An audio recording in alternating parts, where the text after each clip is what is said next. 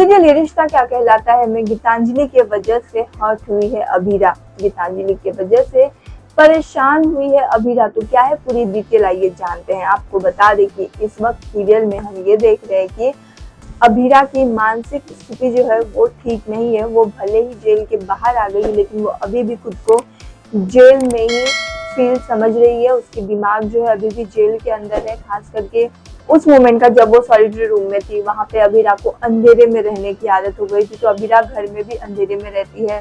सूखी रोटी और दाल खाने की आदत लगी है। तो यहाँ पे घर वालों ने ये फैसला लिया कि अभीरा के साथ कुछ पार्टी की जाए, अभीरा को कमरे से बाहर निकाला जाए। तो अभीरा के लिए बहुत तरह तरह के खाना बनाए जाएंगे, केक लाया जाएगा, अभीरा को लेकर आया जाएगा। तो अभीरा जब आती है तो वो केक देखकर एकदम टूट पड़ती है। खाने की टेबल पर अभीरा बैठती है और केक को वो हाथ से खाने लगती है। मतलब जेल में वो रोटी खा रही थी और यहाँ पे केक देखकर उसे मतलब मीठा खाने का मन हुआ और वो कंटिन्यू हाथ से खाने लगी। फिर वो थोड़ा सा और उदास हो जाती है कि मैं कैसे खा रही हूँ, लोग क्या सोचेंगे। तो लेकिन बाकी के जो मेंबर है वो भी अभीरा की तरह केक खाने लगे। सब हाथ से ही केक खा रहे हैं यहाँ पे।